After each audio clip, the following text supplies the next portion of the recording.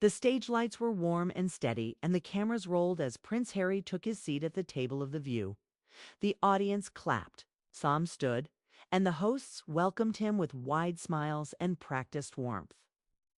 It was supposed to be a respectful conversation about his memoir, his work on mental health, and his journey away from the British monarchy.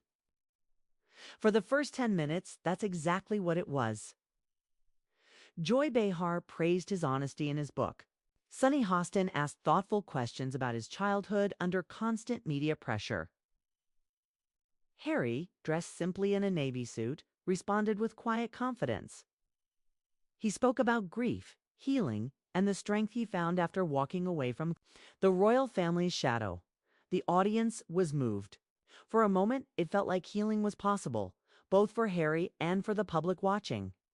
But then Whoopi Goldberg leaned forward. She didn't smile.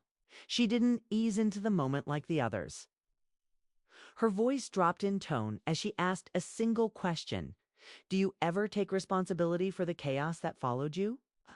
Or is it always someone else's fault? Strange stillness settled over the room. Even the cameras seemed to pause. Harry's posture shifted slightly. He blinked and asked her to repeat the question, trying to keep control. Whoopi repeated it slowly. This time was like a crack had opened in the conversation.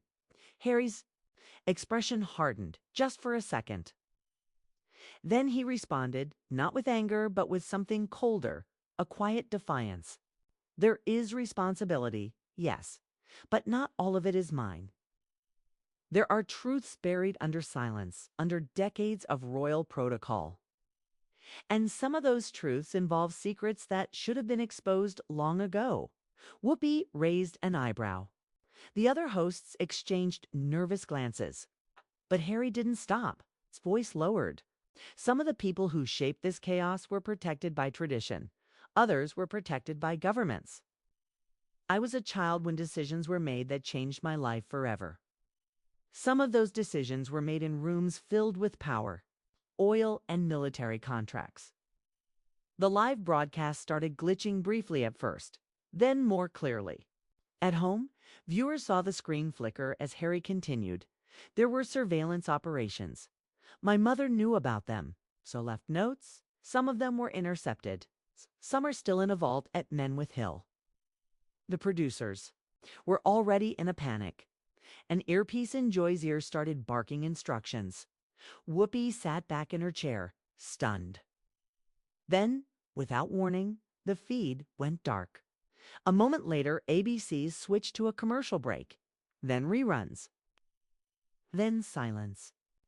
Within 2 hours, hashtags like #PrinceHarryLeak and #TheViewShutdown were trending worldwide. Anonymous Reddit accounts uploaded audio clips they claimed came from a hot mic left running backstage. In one, Harry can be heard saying to a producer, "If I disappear after this, you'll know why." News outlets jumped into action. CNN ran a banner. Live feed cut as Prince Harry drops bombshells on The View. Al Jazeera used stronger language, royal secrets, and intelligence cover-ups. What Prince Harry tried to say? Buckingham Palace issued no comment. The British Prime Minister's office refused to take questions. Intelligence officials in both the UK and US began quiet internal reviews, not of Harry, but of what he might have revealed, because behind the public chaos, something far more serious was happening. In a DC government building, an analyst stared at a screen, typing quickly. "Cross-check keywords," he said. Diana, Menwith Hill, and drone surveillance. His partner looked over. "That's not just gossip," he whispered. "That's classified." The game had changed, and Prince Harry had just pressed start.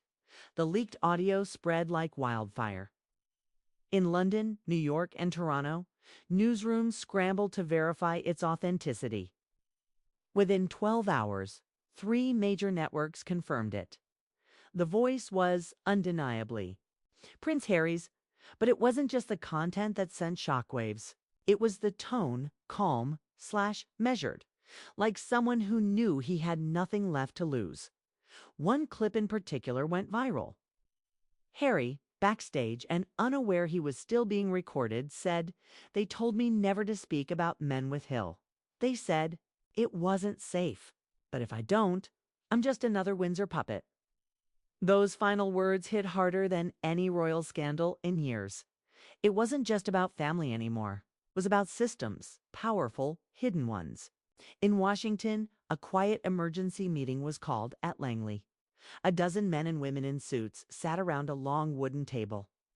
On the screen at the front of the room, still paused, was Harry's face. A CIA liaison spoke first. "Menwith Hill is a joint facility. It's technically British, functionally ours. If he's talking about what I think he's talking about, we have a situation." A British intelligence officer seated nearby nodded slowly. "He knows something," she said, "or he's bluffing."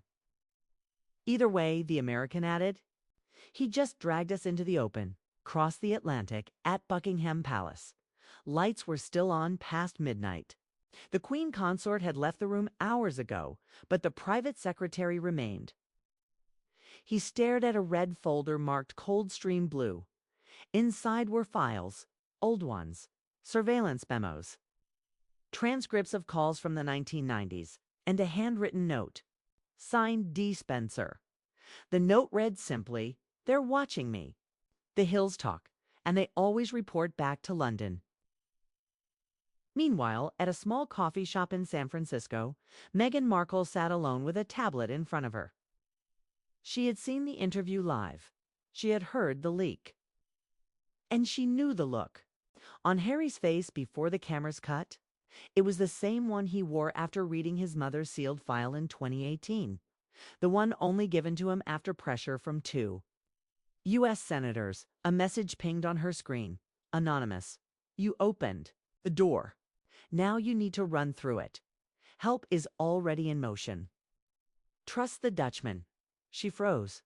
The name meant nothing to her, but it meant something to Harry. He had mentioned it once, years ago during a stormy conversation in a Montecito garden. He said there was one man Diana trusted more than anyone inside the palace. Not family, not staff. A former MI6 tech officer turned whistleblower, codenamed the Dutchman, who vanished after Diana's death. Now someone was using that name to make contact. Back in New York, the View's production offices were under lockdown. The FBI had requested full access to their archives. One technician who had accidentally uploaded the wrong studio channel told a friend in a private text, "What we saw before the cut wasn't even the worst part." He had names, places, times. It was like he'd prepared for years. By sunrise, the British press had already split into two camps. The Daily Mail ran with Prince Harry's meltdown, public concern for his mental health.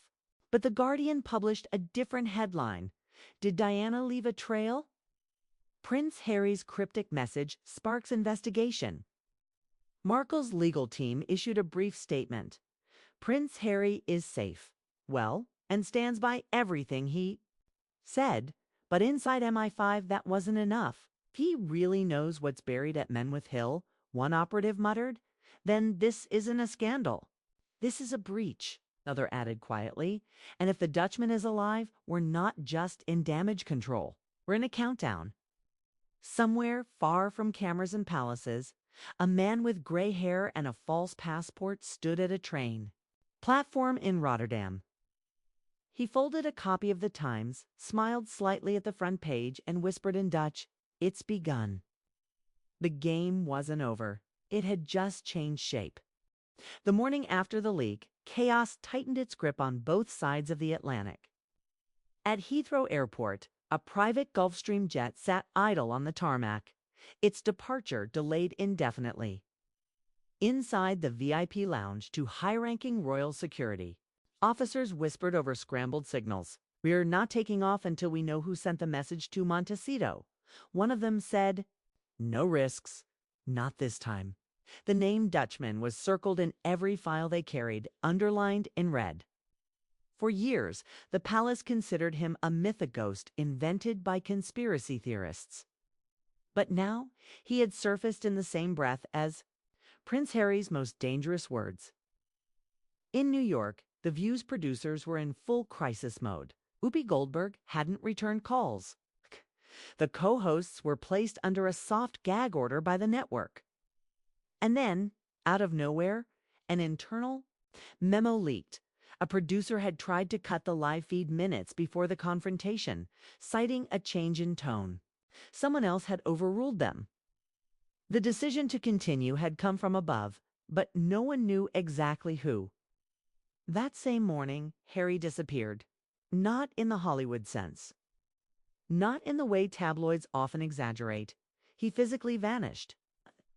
His last known location was a private security SUV heading toward a nondisclosed hotel in Manhattan.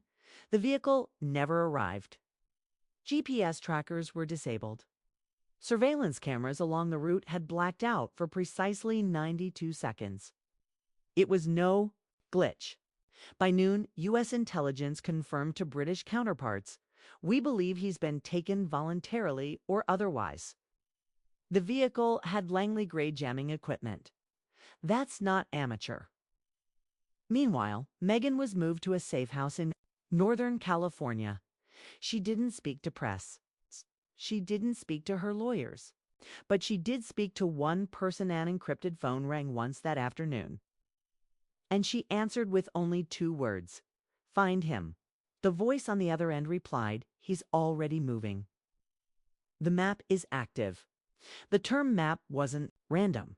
It referred to a highly classified tool built in the early 2000s by a breakaway group within MI6.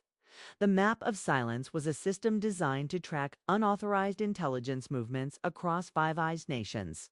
It had been mothballed after the Iraq War, but never deleted. Only one living person outside intelligence circles had access to it: the Dutchman. At the GCHQ headquarters in Cheltenham, the deputy director scrolled through a list of keyword alerts. Menwith Hill, Dutchman, Coldstream Blue, all had been triggered in the past 36 hours. The digital map now blinked with red dots along an invisible triangle: London, Rotterdam, Washington. The Dutchman was guiding something or someone. The British government scrambled to contain fallout. A press conference was scheduled. The Prime Minister was briefed, but not fully. "We'll blame the Americans if this gets worse," his aide said coldly. "Leak it through a soft outlet. Make it sound like Harry was manipulated by foreign actors." But the Americans had their own theory. Inside a Pentagon subbasement, a Black Ops analyst played Harry's leaked audio again and again.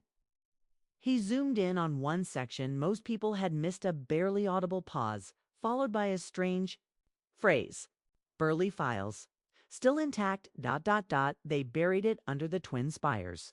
Twin Spires. Only a handful of operatives recognized the reference. A decommissioned site in North Yorkshire with 2 antenna towers, now classified as a dormant listening post. Rumors long claimed Diana had once used that site to smuggle out audio diaries protected by a renegade MI6 cell. Now Harry was speaking the same code. At 3:14 p.m., Dutch authorities intercepted an unauthorized signal sent from a closed network terminal in The Hague. A single packet of data, scrambled but traceable, led to a digital vault once belonging to Diana Spencer. It contained text files, audio logs, and coordinates, all dated between 1992 and 1997. None of it had ever been seen by the public, but it was now in motion.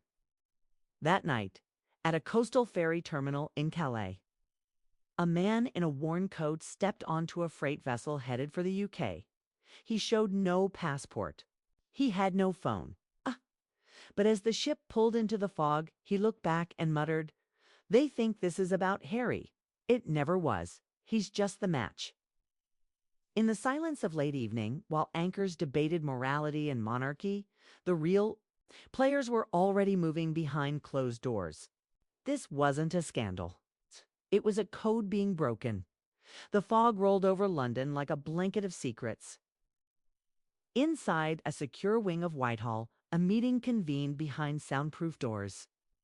The Prime Minister was not present. Instead, it was a hand-picked group MI6 operatives, a Ministry of Defense liaison, 2 tech advisors from GCHQ, and a private contractor known only by a call sign, Orchid. Orchid placed a USB drive on the center of the table. "It's real," she said. "Everything Diana recorded. Every conversation, every warning. She knew about the operations in Africa. She knew about the Coldstream accounts. She even knew the Burley site was being used to train disinformation units under the Crown's diplomatic cover." The room was silent. One man shifted uncomfortably, and Harry. "He found one of the breadcrumbs," Orchid said.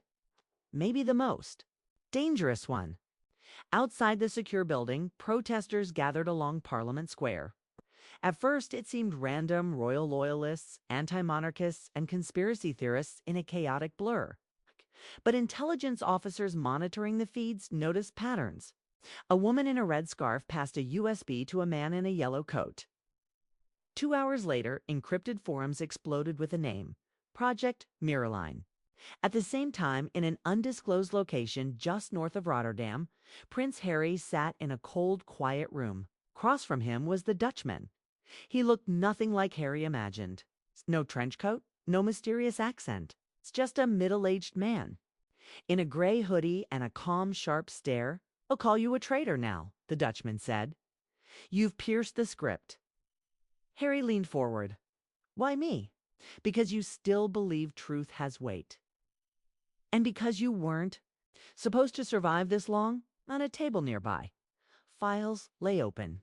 Some were marked with dates from the 1980s, referencing an operation known as Harvest Halo. Others were transcripts of Princess Diana's voice describing conversations. With military officials, covert funding flows through Caribbean banks, and secret psychological operations aimed at media figures. She recorded everything, the Dutchman said, and MI6 didn't destroy it. They just locked it behind layers of misinformation. Harry closed his eyes. His mother's voice, calm, exhausted, filled the room again from one of the recordings. "They silence me. They'll try the same on him. But he must never trust the Crown's intelligence." Back in London, Meghan made her first appearance in 72 hours. She stepped out of a black SUV outside the BBC, ignoring shouted questions. Her interview, which aired minutes later, was brief but sharp. "I won't let them twist this. My husband is not unstable. He's brave. They silenced one generation. They won't silence two." The BBC segment went viral in under an hour. But something odd happened. Every time the video reached a certain number of views, minus 10 million, 20 million, it vanished. Users couldn't share it. Accounts were suspended. Tech journalists began suspecting a state-level takedown mechanism, similar to systems used for terrorism or nuclear secrets. But this wasn't war footage. It was a woman defending her husband. At 1:37 a.m., a file drop appeared on a decentralized forum known only to former field operatives. It contained a digital key and one line of text: "Burley Vault unlocked. Truth is not classified." Within 15 minutes, it was being downloaded in 19 countries. The files showed documented ties between UK intelligence, the Royal Office, and covert operations in Rwanda, Hong Kong, and Ireland. It included maps, names, phone recordings, and it traced how Diana's humanitarian work had put her in direct conflict with military contractors. The final file, a letter, handwritten, addressed to H in Diana's unmistakable script. Dated June 1996. "They will try to break your mind. Don't let them change your memory. You are more than there." Design. Back in the safe house, the Dutchman looked at Harry. "Once this goes out, there's no return." Harry nodded. "Good, let's end it." In the dark corners of intelligence offices from Ottawa to Canberra, alerts began flashing red. Scrambled to decrypt signals. One thing was now clear. This wasn't just about the monarchy. It was about history being rewritten. Someone had just pressed send. Rain fell hard over New York City, washing over the steel and glass skyline like a secret trying to stay buried. Inside a dimly lit server room beneath a rented office in Tribeca, rows of machines hummed with encrypted uploads. Red light blinked steadily. The burly vault files were live on a dozen mirror networks. By sunrise, it would be impossible to erase them all. Prince Harry stood near the back wall, his hands shaking slightly as he watched the upload bar inch forward. He hadn't slept in over 30 hours. Meghan, pale but composed, handed him a thermos of black coffee. She didn't say anything. She didn't need to. The Dutchman checked a second screen. Australia and South Africa are confirming downloads. Sweden, too. The files are already being translated. Harry stared blankly at the flickering map of download points. Do they believe it? Hay asked. They don't need to believe it, the Dutchman replied. They just need to see it. Back in London, panic surged behind palace walls. An emergency meeting of the Privy Council was called without public announcement. Members flew in by private jets and unmarked cars. A special division of the Cabinet Office, known unofficially as the Black Loop, was activated. Their job: manage the fallout without drawing further attention. Surveillance expanded. Former MI6 officers were called in for consultation. Some refused, others disappeared. One insider leaked a single sentence to a Times reporter. The Crown has lost control of its narrative. The Times never ran the story. The reporter was suspended the next morning. By midday, The Guardian ran a heavily redacted piece about unauthorized access to declassified materials, refusing to mention Harry by name. The BBC aired a brief, shaky segment on alleged intelligence leaks linked to private individuals. CNN asked bluntly, "Did Diana know too much, and did Harry just finish what she started?" Meanwhile, in Washington, D.C., Congress held an unscheduled closed-door briefing. The National Security Advisor emerged, pale-faced and silent. A short statement followed. "We are reviewing the content and potential implications of foreign origin.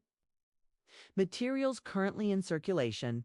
It was all coded language for a new kind of emergency, one not caused by bombs or hackers, but by memory and record. And then came the audio. Late that night, a clip began to spread, not from a network, but from a pirate radio station based in Iceland. It featured dianasvoice.com, descriptive, terrifying. "They tried to show me pictures, told me what to say. When I refused, they moved me, changed the room, changed the staff. They isolated me from the children. That's when I started recording everything." The voice paused, then resumed. Quieter now. "One day, Harry will need this. He'll know I didn't run away. I was boxed in. People wept listening to it.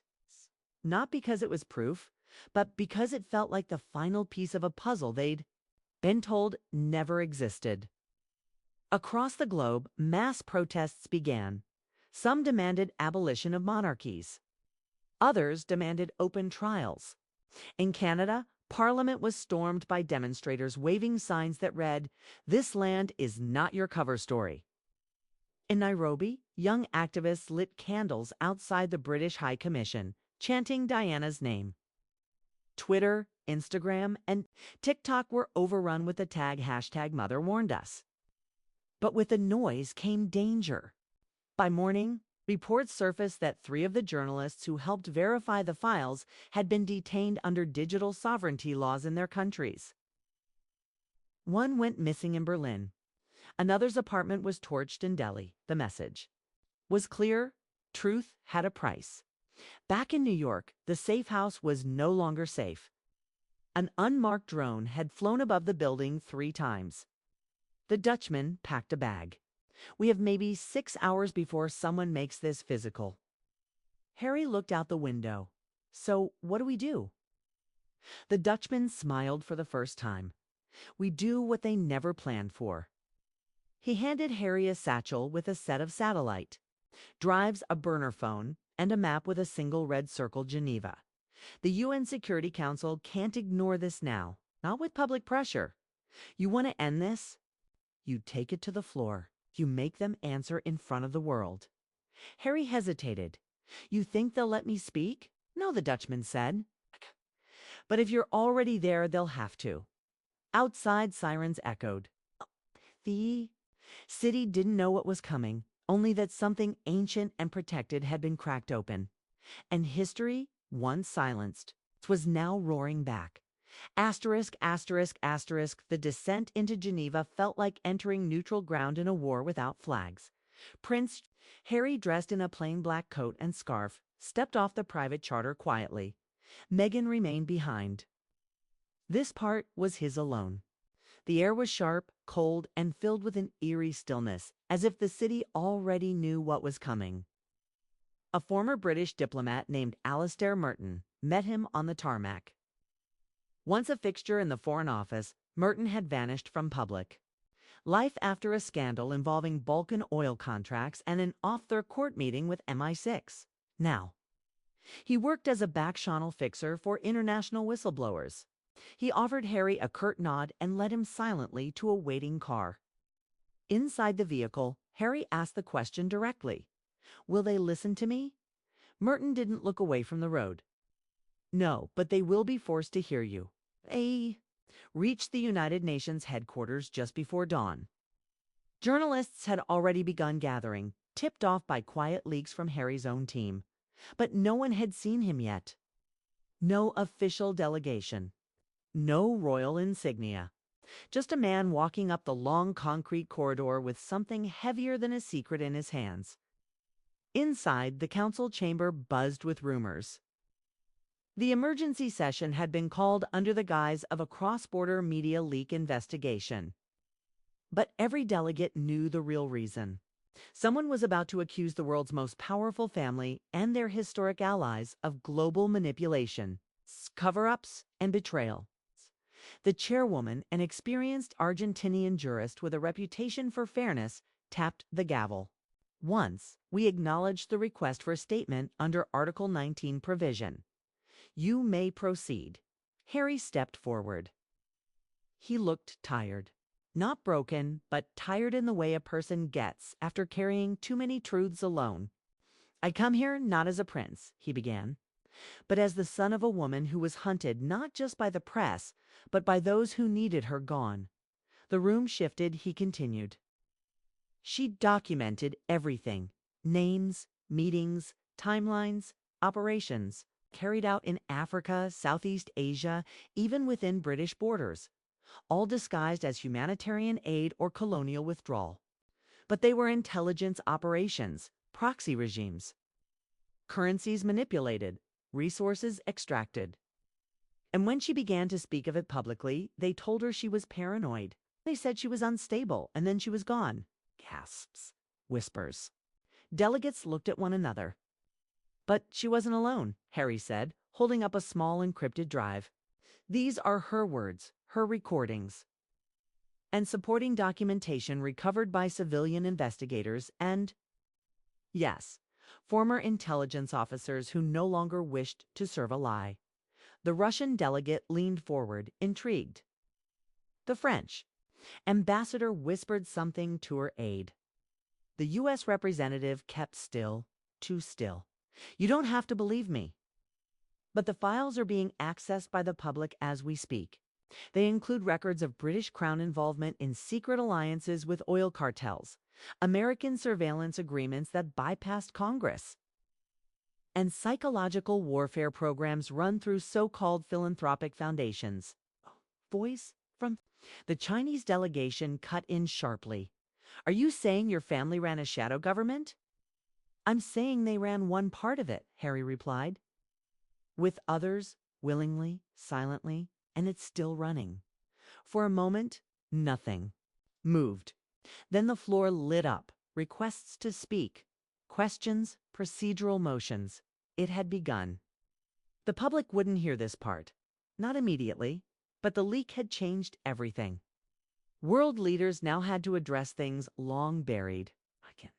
London, the royal family issued a two-line statement. The Duke of Sussex no longer speaks on behalf of the Crown. We will not engage in falsehoods. But silence could no longer protect them. In Berlin, protests erupted outside the British embassy. In Nairobi, activists projected Diana's face across the Parliament building. In Delhi, old footage of Prince Charles meeting with intelligence officers went viral. And at Buckingham Palace, internal chaos reigned.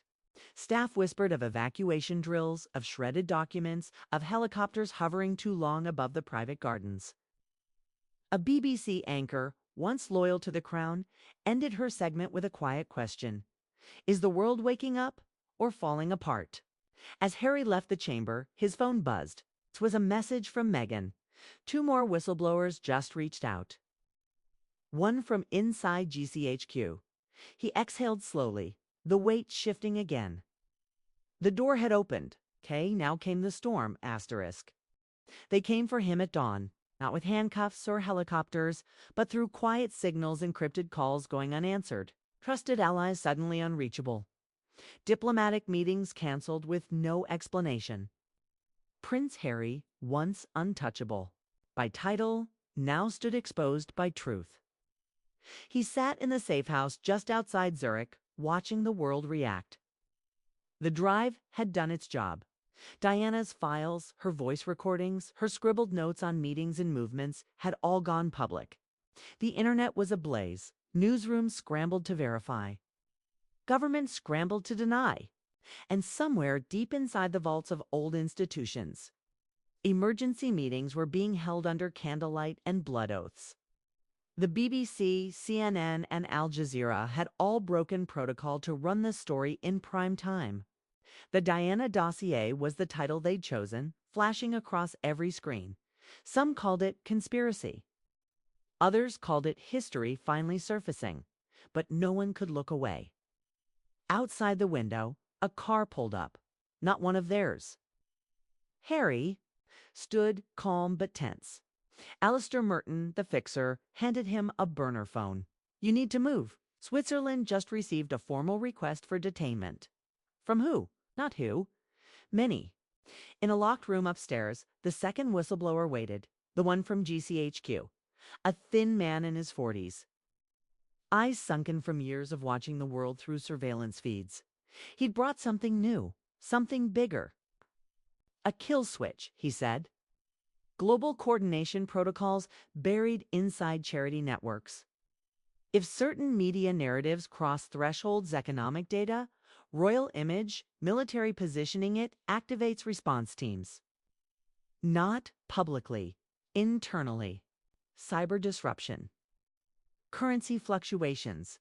Even targeted disinformation releases. Harry stared at him. You're saying they rigged the world through perception triggers? Yes, and the Crown has access, not full control.